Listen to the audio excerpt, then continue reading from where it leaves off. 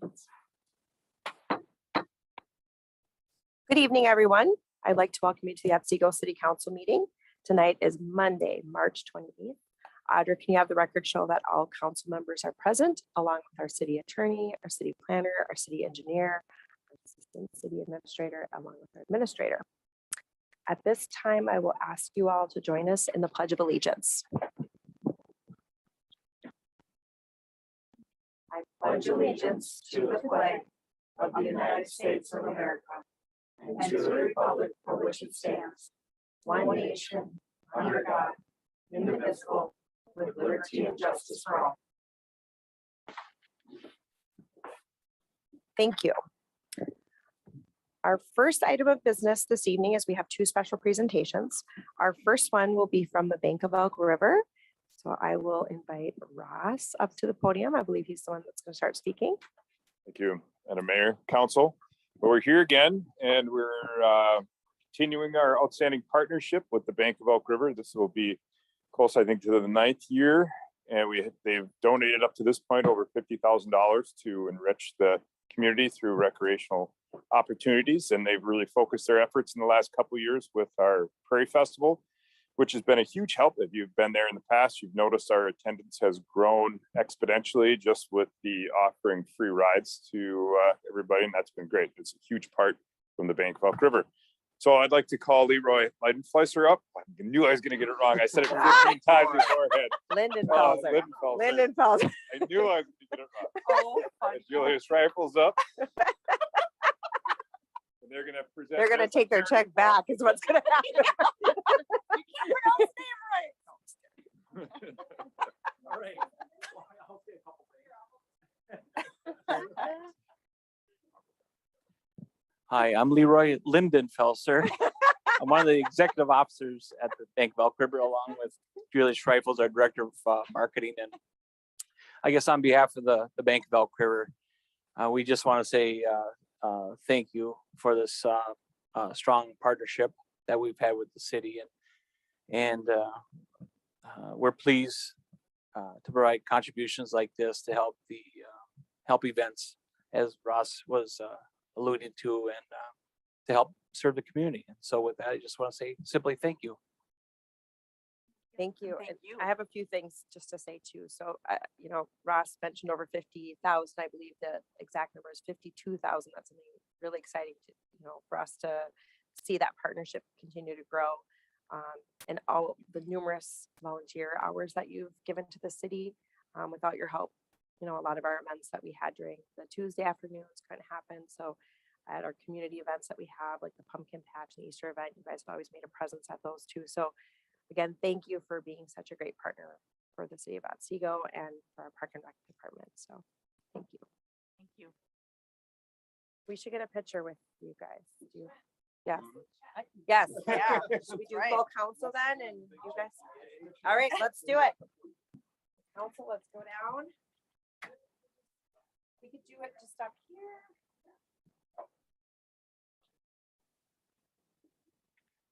Yeah. Don't want to be in the background. Don't upstage the big check. I'll get in the back. Yeah, I'll get the back. Russ can't take a picture. So you can slide. All right.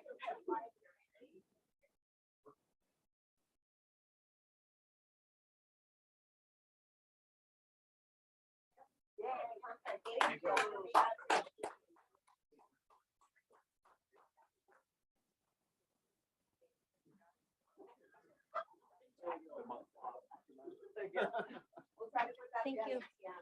Yeah.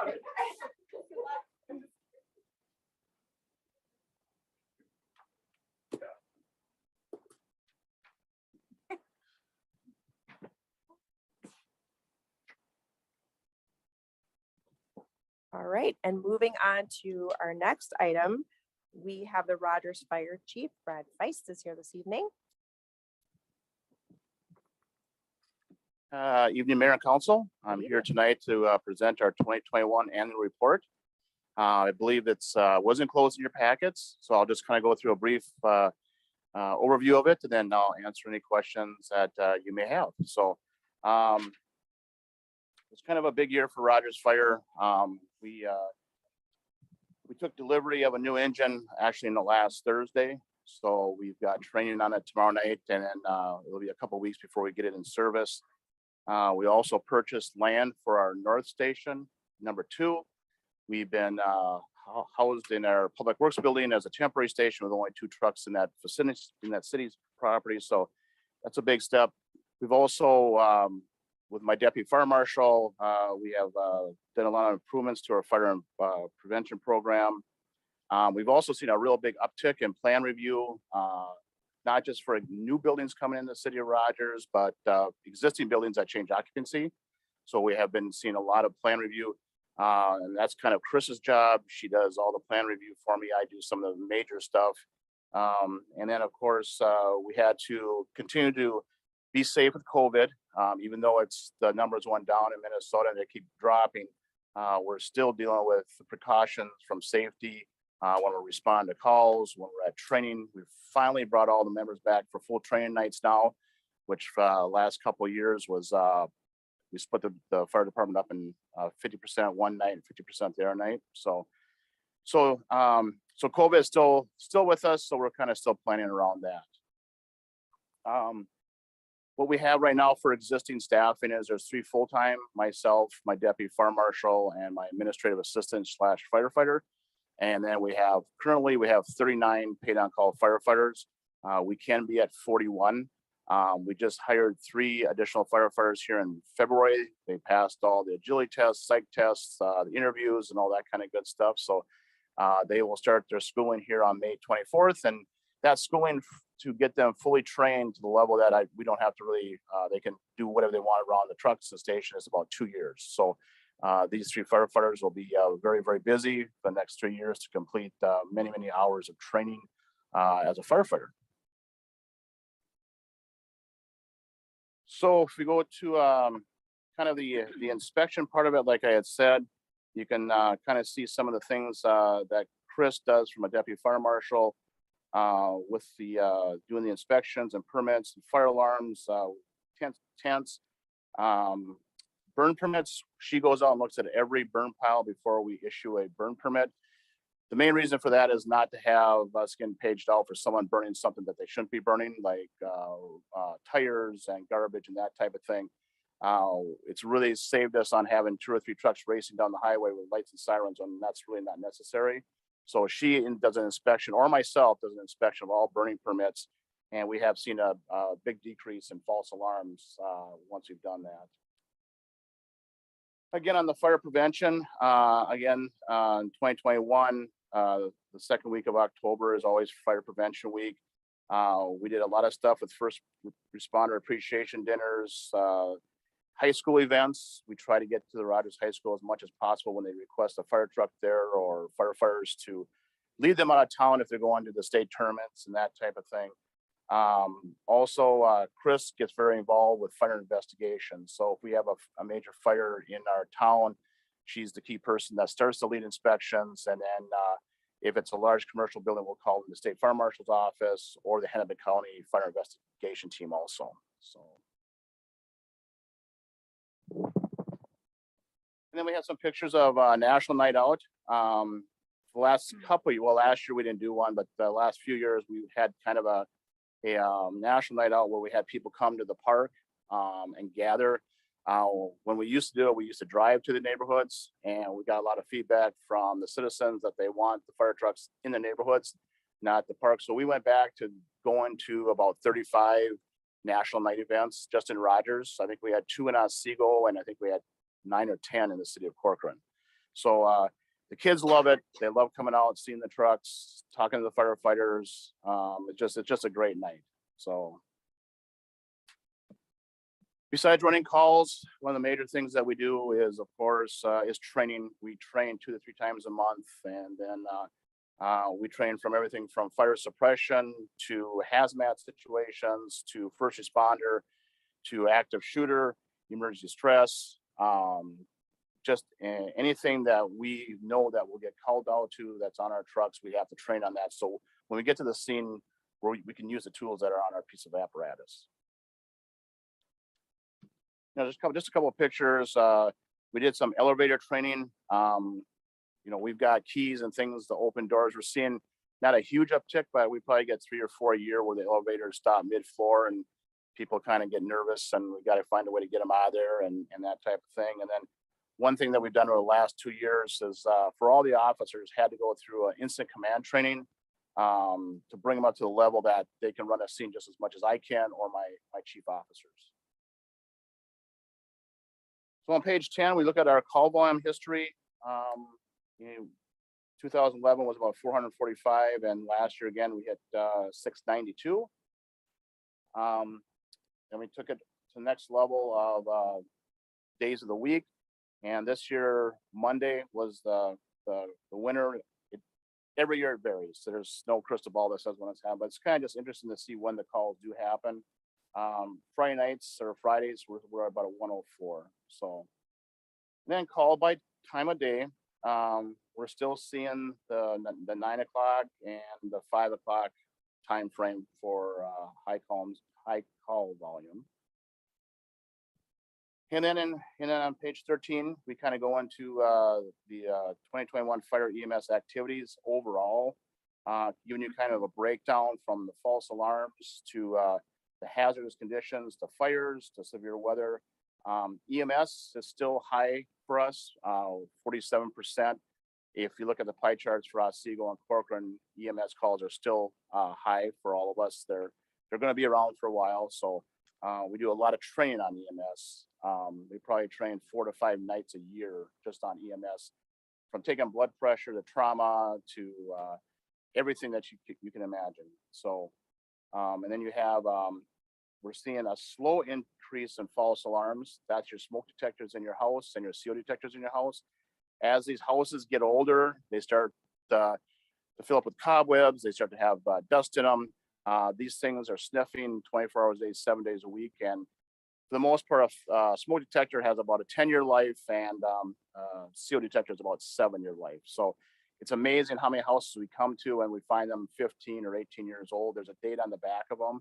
So we ask them to change them out, and they keep changing them out for us. So that's a good thing.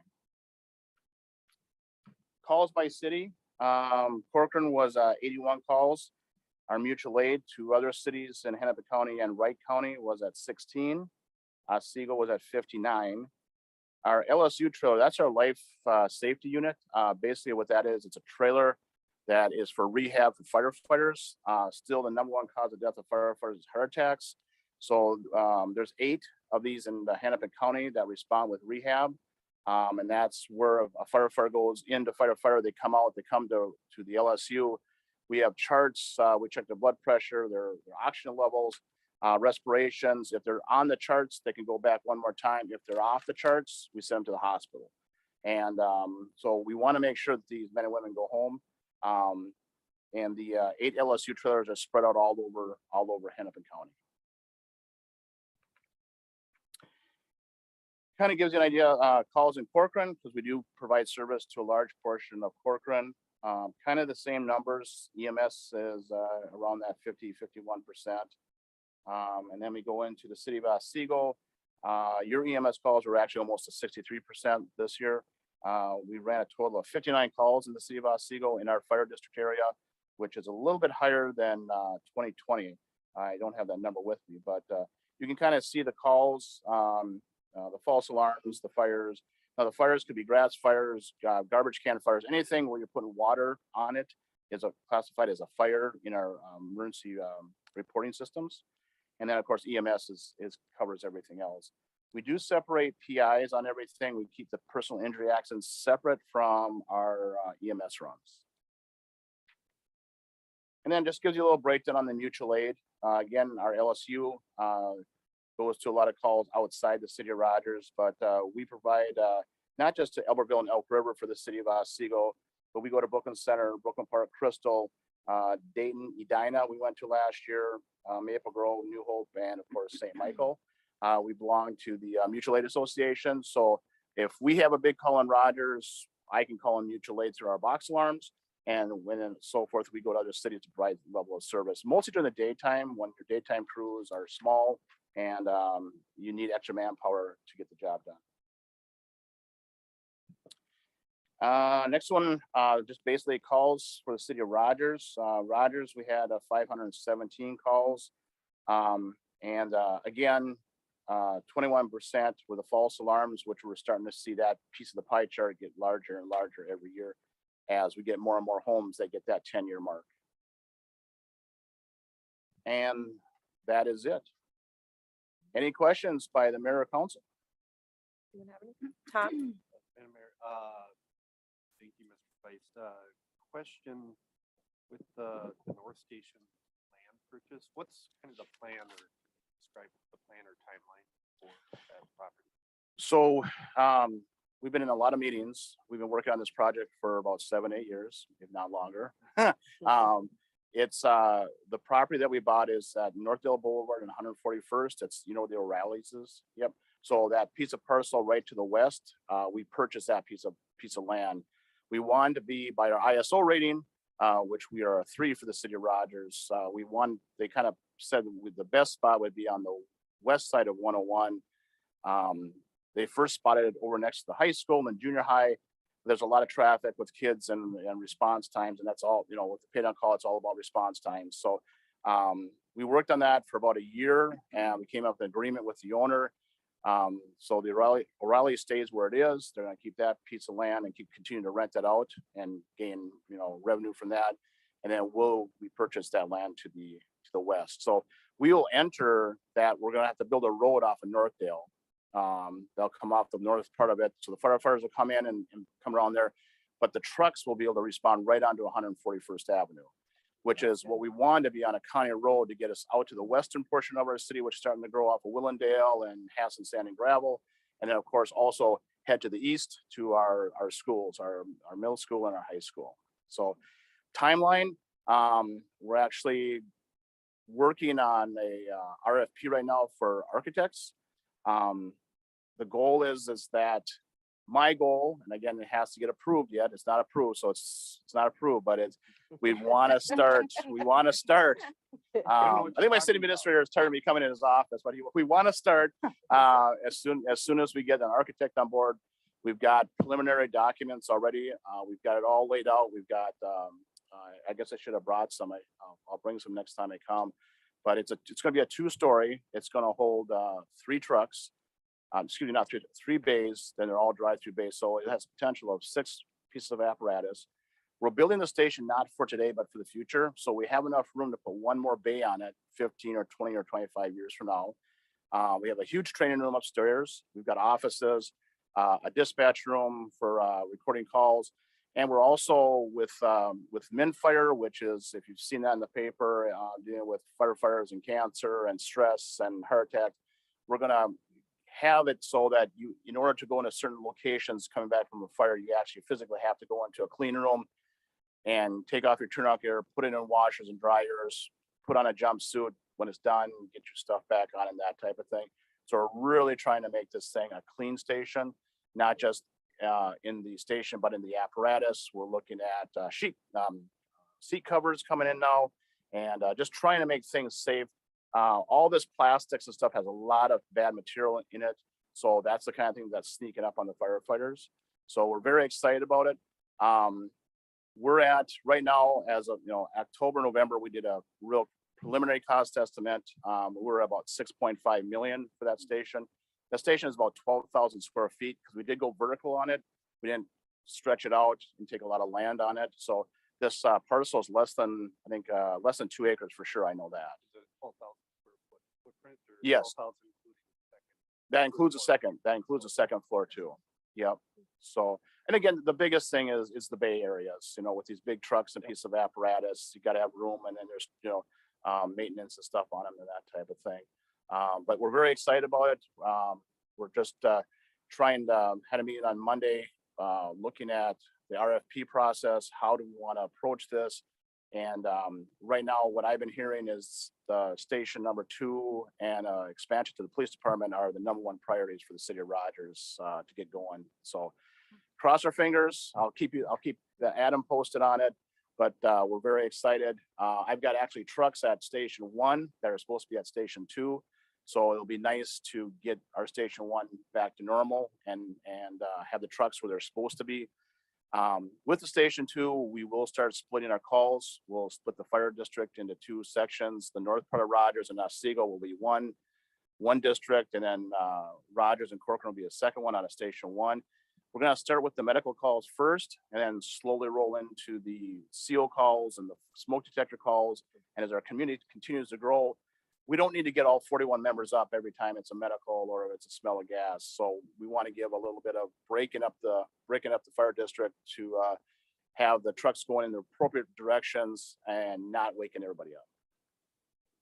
What would that do when you add this station in the future as far as response times to the current service area for Otsego? So it's going to improve it. You must have read my report last year to the city council, because I did a study. I actually drove every single firefighter that's on the north end of town that responds to Station 2 to the Public Works building. If you know where the Public Works building, it's hard to get to. A lot of signal lights. It's not on a county road. It's on a dead end street. So I drove every single firefighter, and then I drove to the new site. And I did it non-business times, no schools, traffic, and everything. And we cut the response time like in half for a paid on call firefighter to go from their house to get to the fire station. Big drop in getting there. So, and that's the key on a paid on call model, is to reduce that response time as quickly as possible. That station, like I said earlier, would be responding when we do split the district, would be the north part of Rogers and Otsego. The great thing is we have the corridor up 101 that we can jump on, because it's only maybe 500, maybe 1,000 feet away from the intersection of Highway 101 and 141st. Till the corridor floods. To the Crow River floods, haven't had that for a while. Yeah. So, You didn't cross the fingers. right. Well, we always get the flood in on 36. On You know, it 36, seems yeah. like I've been there a couple times in the last couple of weeks on a couple calls, and still staying low for me. So I'm hoping we can cross our fingers and it stays low, because when that floods out, I shoot trap on Wednesday night, so my trap league thing gets closed down too there at Burnings Mill. So that floods out too. So the Crow River is, I just have a nice easy thaw this year. I have a question, Brad. So, because you mentioned you have 39 paid on call, when you do split the district up into Station 1, Station 2, do you have equal number of people responding to each of the stations? Like just right now, who you have in place? So right now, we're heavy on Station 1. The last 3 that were hired are all Station 1. I believe we have close to 17 or 18 paid on call firefighters up on the north end. We still have 2 vacancies, so we're trying to get more applications to get that filled. A couple of models that we are looking at down the road is, looking at increasing the membership from 41 to 45. We're also looking at a full-time duty crew, Monday through Friday, that will have 2 firefighters full-time running 8 a.m. to 4:30 p.m. We're collecting the data right now. We're still a couple years out on that program. But right now, with a 2-person duty crew, they can respond to almost 72% of the calls in our fire district. So we don't have to page out the 39 firefighters for every single call, and mostly during the daytime. It's hard for the daytime with the businesses. When I was talking to Tina, when my wife and I moved out to Rogers back in '81 from St. Cloud, there was 200 people. There wasn't even a truck stop. So, things have changed, and the response time is the key thing to get us to the station. But we've seen a lot of growth.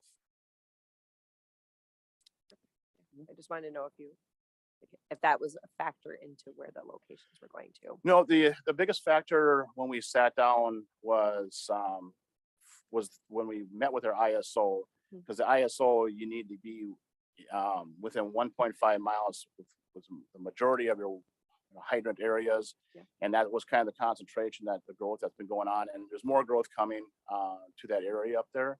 So the ISO was a contributing factor. And then also being on a county road was a big thing. We wanted to be on a county road so we could get quick response. Getting the firefighters into neighborhoods is hard. You've got, parks and kids, and you're trying to, going through there, and, the speed limit's 30, but sometimes when it's a house fire and the heart's pumping, they maybe go a little bit faster. So this on County Road was a benefit.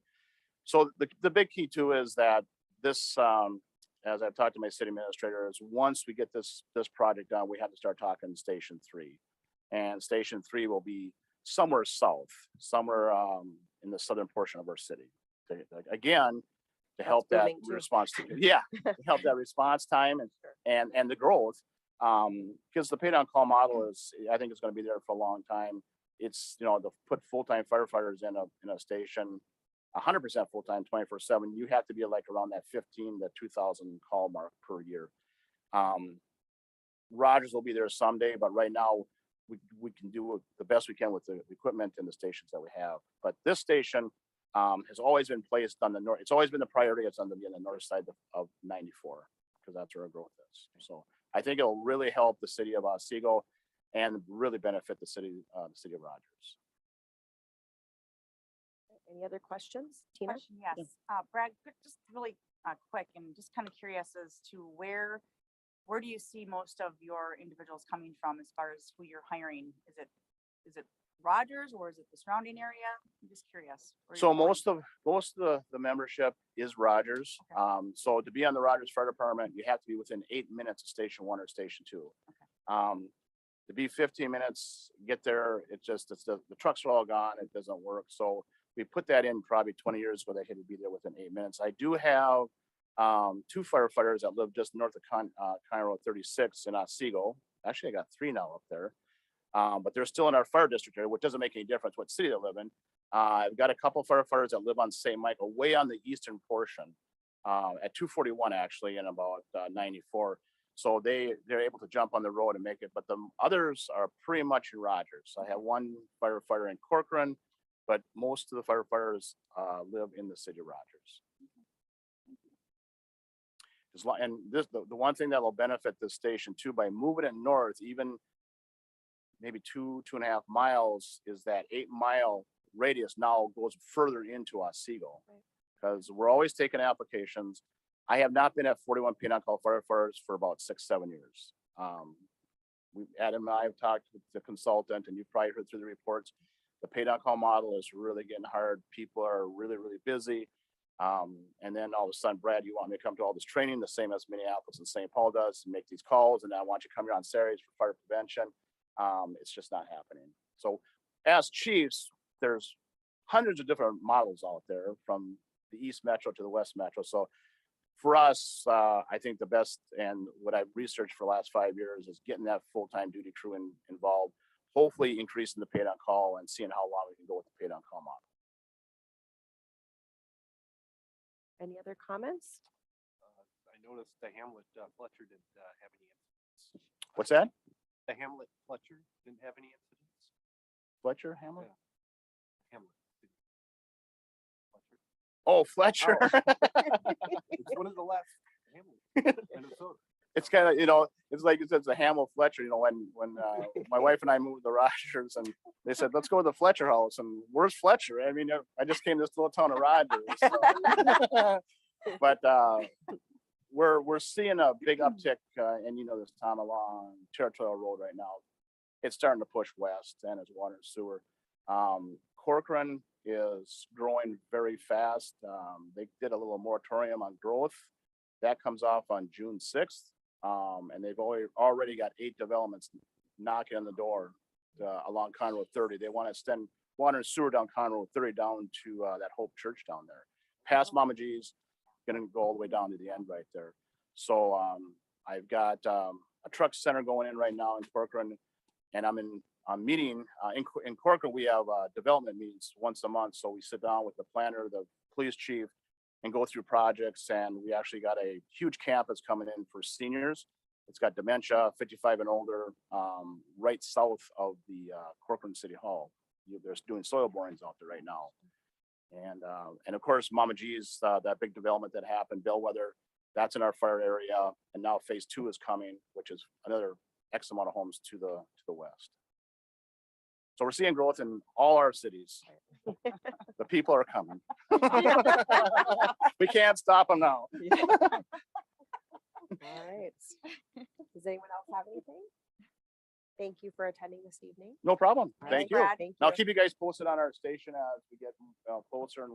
And like I said, I don't have a problem coming back with our boards and kind of showing you a layout. I can do Yeah, that at another meeting once we get the architect on board. And I've got a couple changes already. So All right.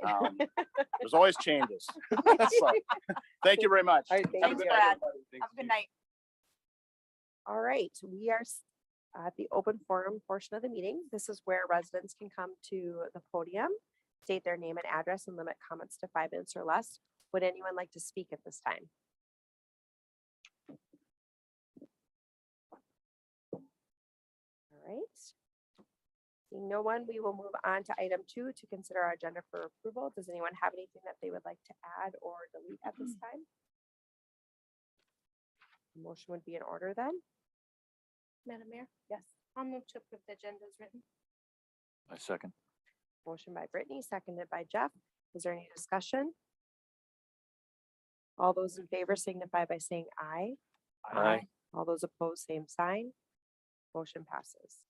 Next item is our consent agenda. A motion would be in order. Madam Mayor, Yes. I'll move to approve the agenda, the consent agenda as written. Is there a second? I second. Motion by Brittany, seconded by Jeff. Is there any discussion? All those in favor signify by saying aye. Aye. All those opposed, same sign. Motion passes. Moving on to item 4.1, Project Ollie. I will turn this over to the city planner. Thank you, Mayor.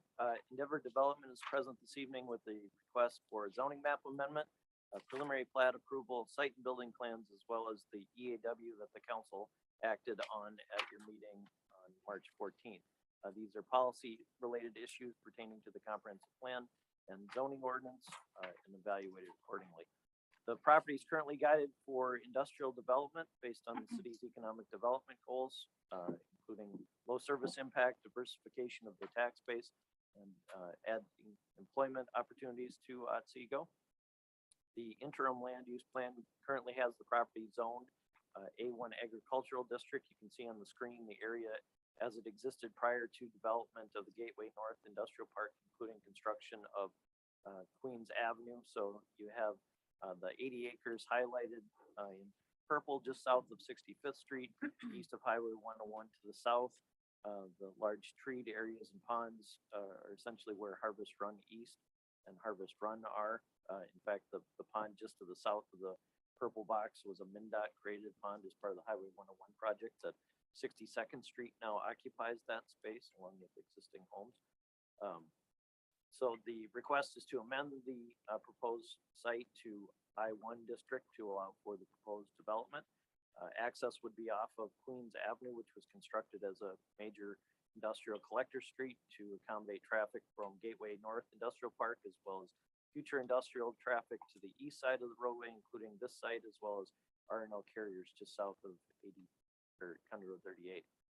The existing conditions, Gateway North, west of Queens Avenue is entirely built out now with the expansion of room and board being initiated. MnDOT is proposing to move from Gateway North to the east side of Queens Avenue to occupy this 80 acres added for industrial. To the south, you have the Harvest Run East neighborhoods. To the north would be future industrial. East would be future residential development as well. The preliminary plat, again, it right now shows entirely one lot of the 80-acre parcel. They're likely going to divide that into a lot, an outlot for a future phase of construction. The width of the lot exceeds the requirements of the I-1 zoning district along Queens Avenue at 1,200 feet. It will dedicate right-of-way for future 65th Street. The timing of that would be contingent on phase 2 of the project or other industrial development to the east or north, requiring construction of that roadway. But the final plat will provide for easements as required by the subdivision ordinance. And then the city does not require parking trail dedication for industrial development based on the city's economic development goals. The site plan, phase 1 is a just over 400,000 square foot industrial warehouse building. They are showing the ability to expand that by approximately 340 square feet in the future, which would require additional approvals. The requirements under the I-1 district limit building coverage to 50% of the lot area and 85% of the impervious surface being within the lot as well. Those will be verified with the final plat that's submitted to make sure that complies. They are providing necessary setbacks from the rights of way along the north and west sides of the property. Noting from the south property line, obviously well in excess of the setback requirement, but almost 500 feet from the residential neighborhoods to the south. In order to address the compatibility of this use with the residential uses to the south, they're also proposing a berm and landscaping along the south property line that would include primarily evergreen trees, but also some shade trees so that there's additional vertical height as well as quicker growing species that would be included. Staff had recommended adding a screening wall between the building basically and the off-street parking stalls and that south property line consistent with what had been required at RL carriers previously. I'll address that further in a moment, but that would be carried forward here to this site as well. They're providing 126 parking stalls for employees, 52 semi-tractor trailer parking stalls. Obviously, it's difficult to apply parking standards to a building like this because they're large footprint, but not a lot of employees working here. So these ratios that they're showing for this site are consistent with what was done in the Gateway North Industrial Park to the west, given the scale of the building similar to room and board or the larger structures on that side as well. They'll provide an exterior lighting plan demonstrating dark sky lighting fixtures to minimize glare cast to adjacent properties, and that the intensity of the light will not exceed the limits established by the zoning ordinance. They are able to connect to existing utilities that will be connected to the proposed building, and then they've provided a grading, drainage, and erosion control plan for the project. You can see on the site plan, there's a large wetland complex kind of through the center of the property that is impacted. That's subject to review by the technical evaluation panel that consists of governmental agencies involved with water quality, wetland protection. It's overseen by the city engineer's office as the local government unit. We've had meetings with the TEF panel throughout the last several months, looking at these proposed wetland impacts and the on-site mitigation that would be required. The last meeting that we had was very positive. It seems that the TEF is in favor of moving forward with the impacts and the mitigation being proposed by the applicant. So as that process is finalized into April and May, that will trigger the ability for them to actually start site work on the project. The building itself, it's constructed out of concrete panels, precast, with color added to the elevations for additional interest. They're highlighting the entry points of the building at the corner, obviously directing people to those entrance points. The height of the building is 44 feet, which is under the 48 feet allowed in this zoning district. We've had some additional discussion with the developer regarding the recommendation for the screening wall, and they provided these cross-section drawings showing the location of the building relative to the homes to the south via 3 cross-section drawings. You can see the significant grade change that will be occurring. Obviously, the scale is compressed left to right here, but different vertical scale.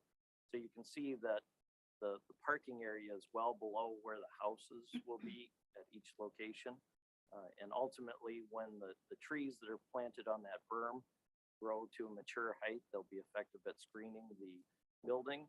So what we've discussed with the developer is potentially moving this wall to basically the back side of the berm to provide some initial screening. It'll be more effective at screening the building itself, but also still provide noise buffering as well as light protection until the trees mature long term. So the way the condition is written in the planning report and the draft findings of fact, there is the ability to resolve this issue as they finalize plans moving forward to final plat application. So the Planning Commission held a public hearing on March 7th to consider the application. It was well attended by residents from the south of the development. You have the minutes as part of the packet relaying their comments and concerns. But the Planning Commission was supportive of the proposed development being consistent with the city's comprehensive plan for industrial development in this area. And they concurred with city staff that it complies with the zoning ordinance and subdivision ordinance. So they voted to recommend approval 7-0. The possible actions for the council to consider are adoption of ordinance 2203, amending the zoning map, and then also approval of the preliminary plat, site and building plan subject to the 16 conditions outlined in the findings of fact as presented. Thank you, Dan. Does the applicant wish to comment? Okay. All right. Do we have questions for the applicant or for staff? Dan, I have one question really quickly with the change with the wall that you mentioned. Does that change anything? Since, is that a new change that the planning commission wouldn't have seen? Madam Chair, Mayor, they discussed staff's recommendation that it be directly Back there. behind the truck stalls. Sure. But I think with the additional information the developers provided illustrating, the effectiveness of that, it would still obviously screen the back of the trucks, but it wouldn't necessarily provide any benefit relative to the building. So I think if we make this change, it's still meeting their objective to screen the use of the property from the residential. And again, we're talking about a significant distance. The building's 500 feet. So there's plenty of separation between the uses. They do have extensive landscaping, and the screening wall, if more effective at the back of the berm, would be a positive. But I don't see the planning commission needing to review the issue again. Okay. All right, any other questions or comments? Tom? Mayor, so the wall that's being proposed, is that the conditions where it's being moved, or is that? Mayor, the conditions basically reference that they need to provide a screening wall subject to staff review and approval.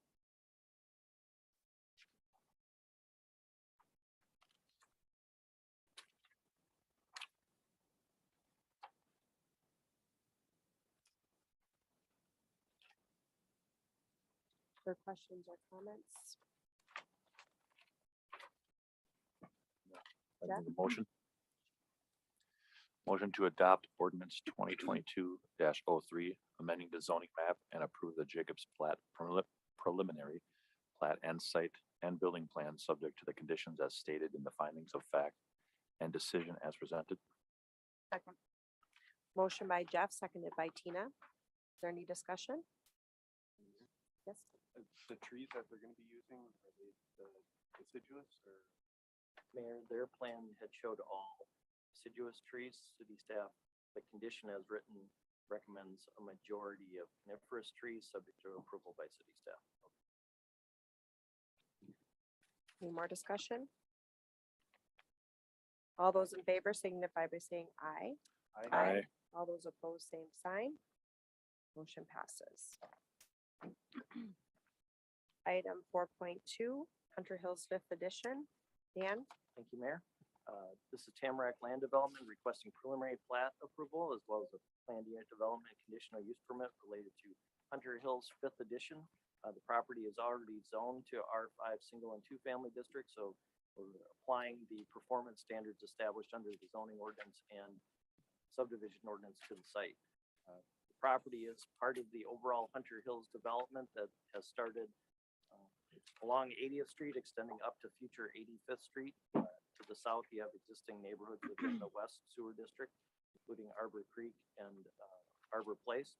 To the east and west of the site, you have cultivated fields planned for future residential development, including an existing registered feedlot with a 1,000-foot setback that doesn't allow homes to be constructed within that area. What the developer is proposing here is, as part of the overall build out of the development, they received approval of the 3rd edition in 2021. That included 71 lots. They haven't final platted on the east side of the site. Because of the need to balance the dirt within the site as they grade the overall property, they've decided it's more feasible to move these lots essentially to the west side of the development. So they're proposing to remove the preliminary plat approval from these 71 lots and essentially replace them with these 74 lots along the west side north of the existing development. It's 3 more lots than they previously had approval for, and within that limit that was established before 85th Street was needed to be constructed. But as the developer worked with city staff, there's no logical point at which you would take 3 lots away from this preliminary plat to get within that number. 3 additional lots aren't going to overwhelm the traffic on 80th Street, so it's really a non-issue. This would be the last preliminary plat that they can have before 85th Street would be required in the future. So in terms of the lot requirements, the R5 district requires a minimum lot area of 9,000 square feet. The PUD CUP that's being requested allows flexibility in that. The smallest lot within the development is approximately 7,500 square feet, but the largest is just over 18,000 square feet, and that average is 10,900 square feet. So on an average basis, they're exceeding the requirements of the zoning ordinance. It provides a better mix of lots within the development overall. So for this type of development and this scale of neighborhood, the city's provided that flexibility in the past, including the prior additions of Hunter Hills. All the lots meet the setback requirements and have the ability to accommodate a home within that area. Access will be obviously off of 80th Street, as I indicated. They'll extend public streets within the preliminary plat. They are 28-foot wide streets with a sidewalk on one side within a 60-foot wide right-of-way consistent with the city's standard requirements. There's only one outlot that will be platted within this preliminary plat that encompasses the wetland at the center of the project. That would be deeded to the city for long-term maintenance. There is no parkland being acquired by the city from Hunter Hills, so they'll provide the cash fee in lieu of land at the time of final plat approval to meet those requirements. And then the city engineer has reviewed the stormwater management plans and grading plans for the development, as well as utility extensions, and their engineering reviews included as part of your packet. The project overall is consistent with the requirements of the comprehensive plan and zoning ordinance, as well as the standards of the subdivision ordinance. Planning Commission held a public hearing on March 21st to consider the application. There were no public comments received, so they voted 7-0 to recommend approval after closing the public hearing. They also had no comments or concerns regarding the preliminary plat. So your possible action is consideration of the findings of fact and decision included in your packet. That is including 15 conditions. Thank you.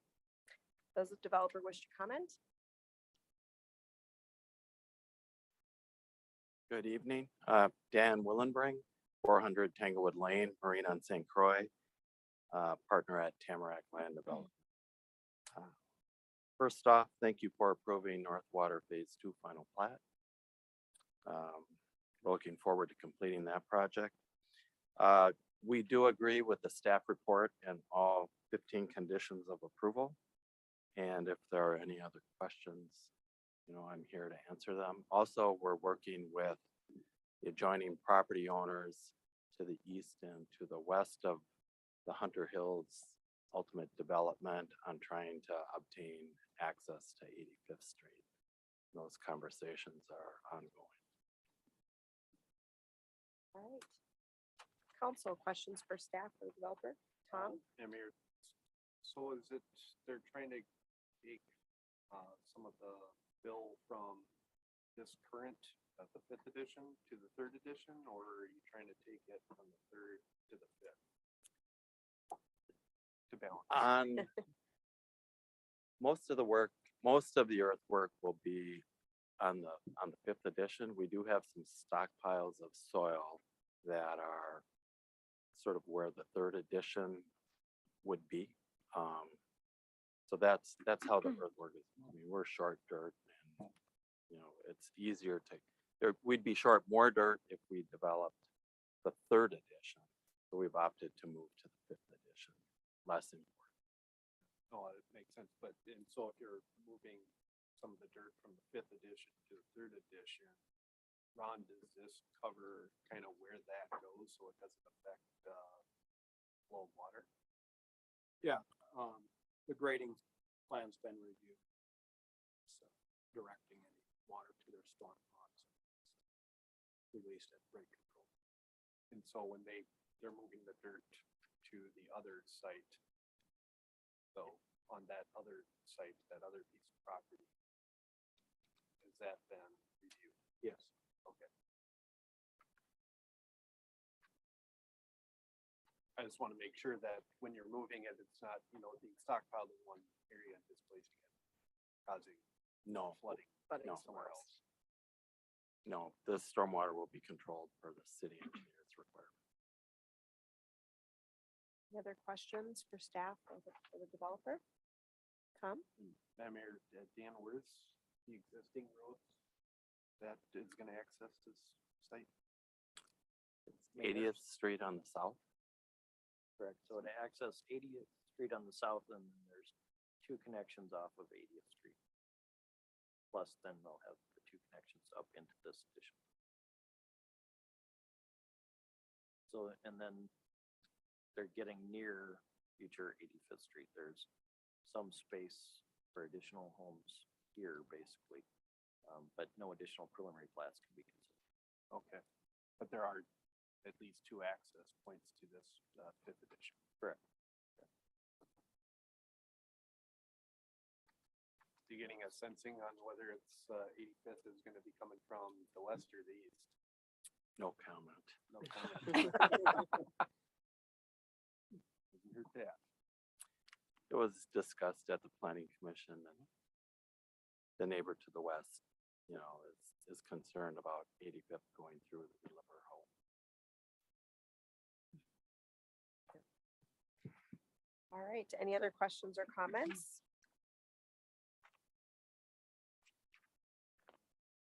Tom? Madam Mayor, I'll make a motion to approve the Hunter Hills fifth edition and PUD CUP and adopt resolution 2022-34 vacating existing drainage and utility. I second. Motion by Tom, seconded by Tina. Is there any discussion?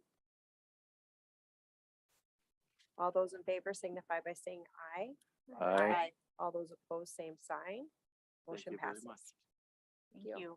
Madam Mayor, Yes. just a quick question. When are you guys looking to get the shovels in the ground? On which project? This one? Yeah. We're working on a grading agreement right now. The draft is going back to the city attorney probably tomorrow. So we would hope, as soon as we post our grading bond of $95,000 or so, by mid-April, we would be starting. We've already had the contractor mobilize equipment prior to the road restrictions in place.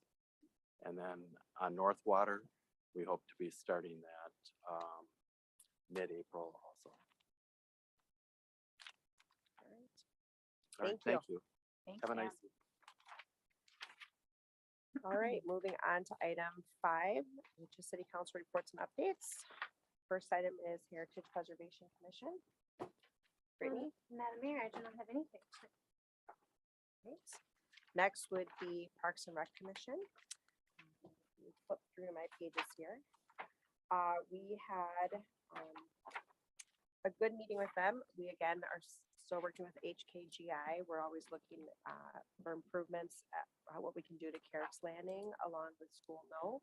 So we went through kind of the exercise of the latest updates of what Carrick's Landing could look like. We're planning to do a pavilion down by the river on that south section that would kind of bud right up to Nathan's 101 Market, where their back property is there, with some steps.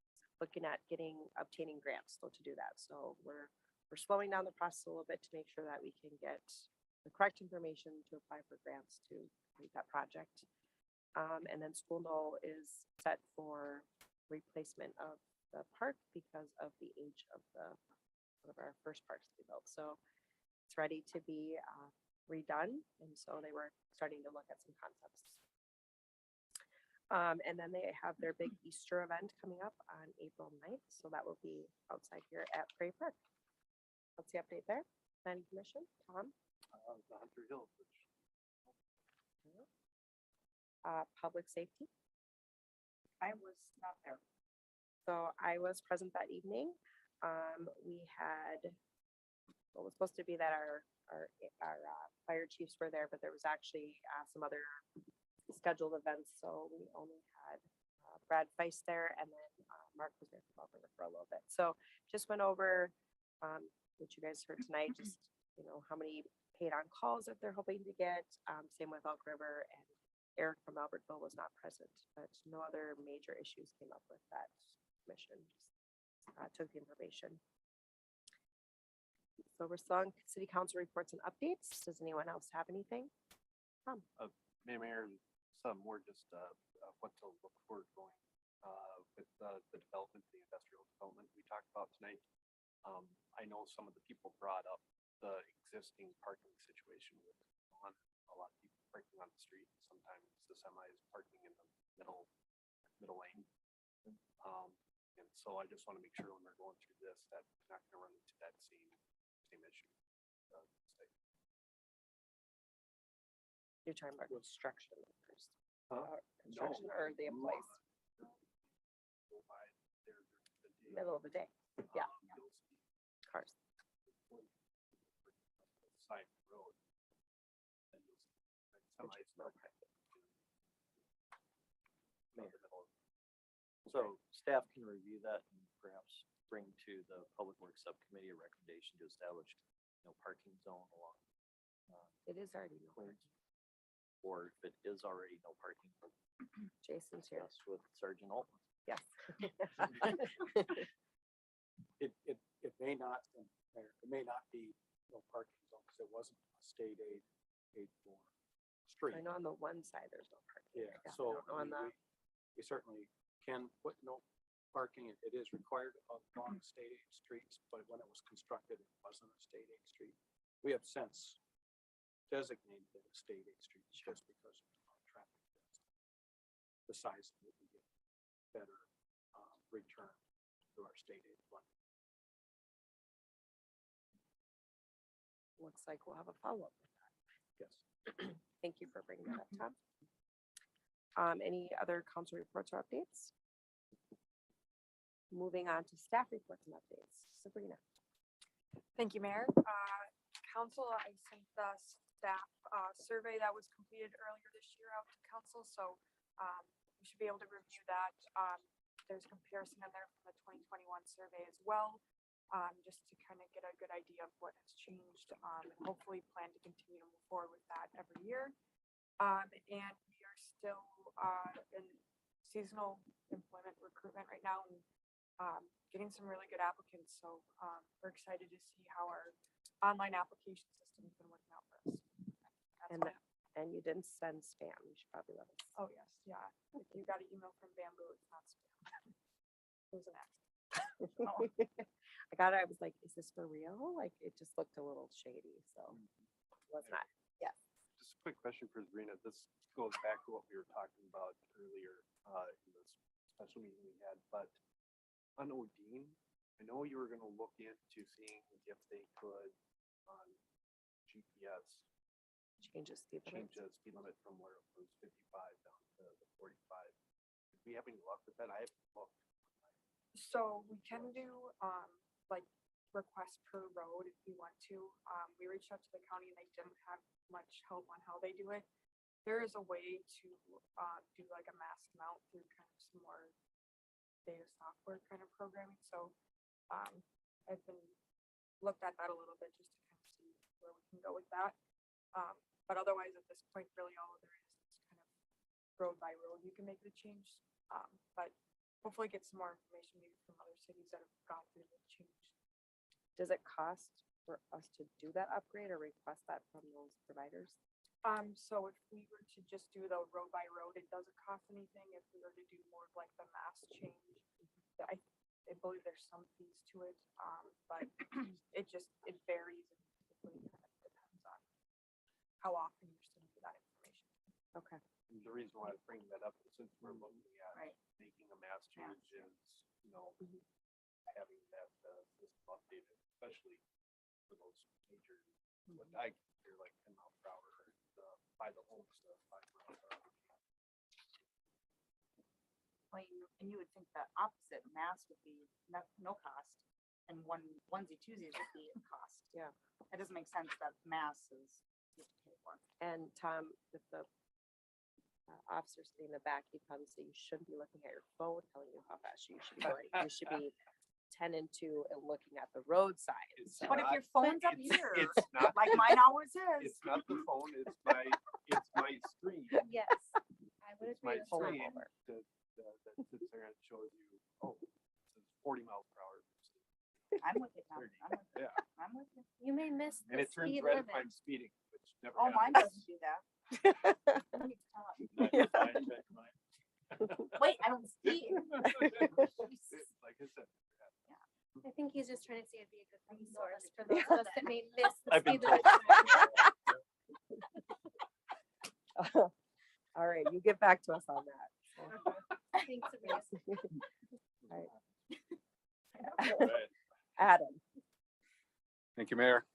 Staff has scheduled a closing for the future well number 10 site for Friday, April 8th. So the next time we meet, we'll have acquired and closed on that property. And reporting that Public Works received their tandem axle plow truck today after about 13 With months. a big old bow on it.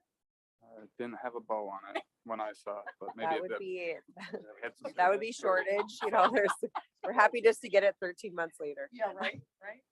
That's all I have, Mayor. Thank you. Thank you. Audra. Thank you, Mayor. I have nothing to report. All right. Dave. Nothing, thank you, Mayor. All right. Dan.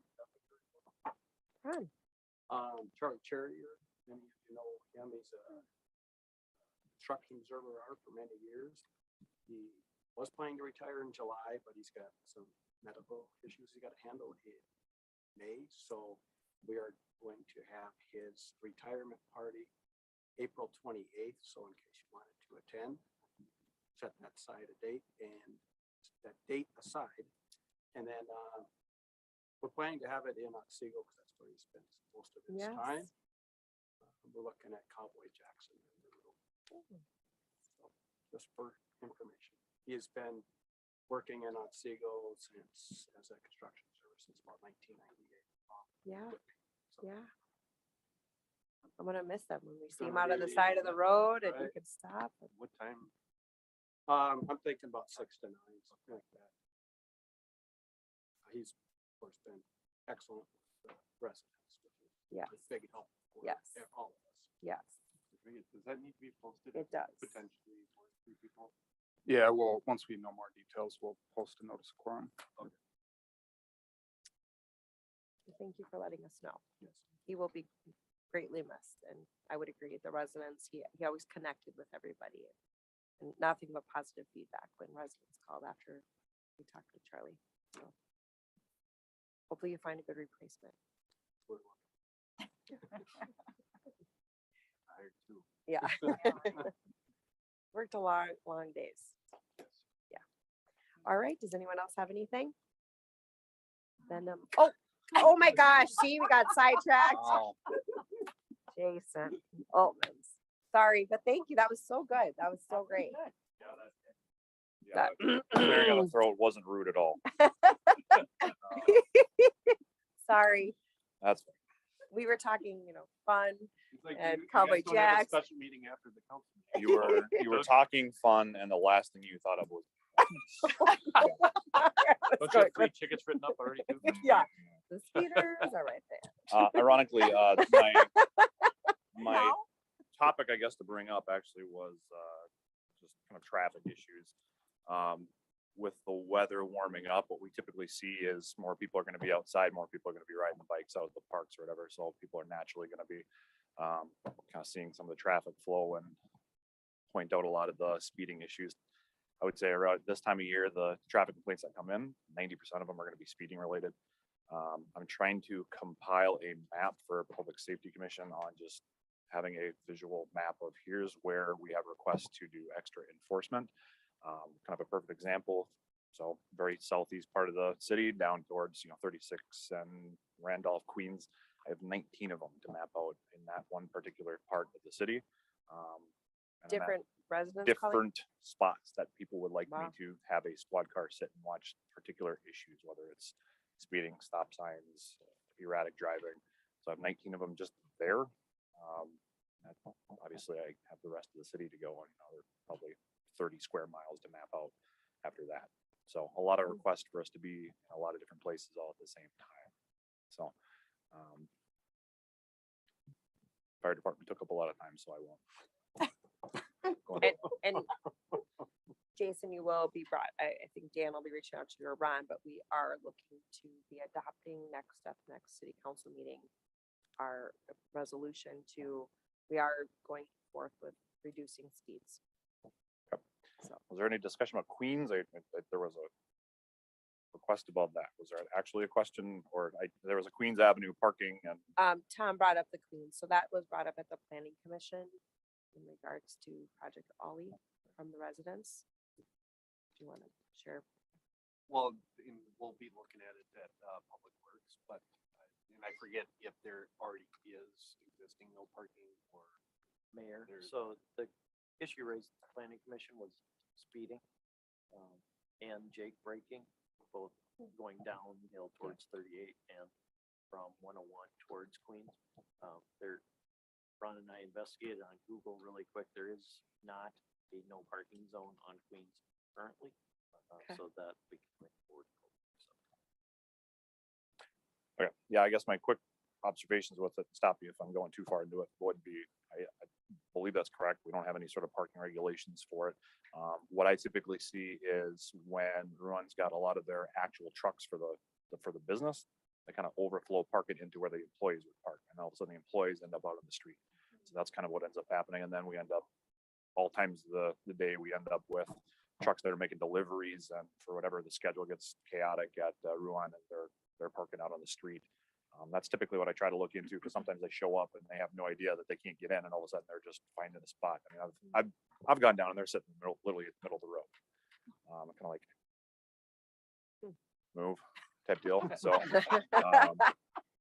Your car looks a little different than all of ours. You well, would move. I try to be fair with them. Obviously, I don't know how their schedule works. I've had a conversation with one of the guys at the gate, and he says, yeah, I mean, there's going to be just, who knows what's going up at the assembly factory up in North Dakota, and all of a sudden, holy moly, we got a whole bunch of trucks here, and they got to figure it out, and they're low on staff too, and so they're kind of handling a whole bunch of different things. So it can have an effect on the entire road. I have told them I appreciate them though using down to 38 versus going down to 36. We've had, again, talking about traffic complaints, we've had a lot of issues with traffic complaints, whether it's speed, noise, etc. Typically around like that 59th Street area. So. And the complaints I've gotten over the years have always been the people closest to 38, actually, that live down into that area. It's the Jake break. For the Jake break, yeah. Yes. For the engine braking, sure. Yes. Yeah, and that And we you do kind of have go a sign. down the hill towards 38, and that sound definitely resonates to the north. I think the county maintenance or the signs department has probably had to put that stay right of median sign right next to Quick Trip up about 90 times last year. I think keeps getting clipped. So Yeah. So that is all I have, unless you have questions. Thank you. And I'm sorry that I missed you, I understand. but it's good. Your clearing of your throat was perfect. Yeah, I stood up for myself there. We have some water. Yeah, we have water, we have coffee. Get you a little cough drop. All right. Does anyone else have anything? Otherwise, a motion to adjourn would be in order. Second. Motion by Tom, seconded by Tina. Is there any discussion? All those in favor signify by saying aye. Aye. All those opposed, same sign. The meeting is ended. Thank you all for attending in the audience, and if anyone is still online. The meeting is ended.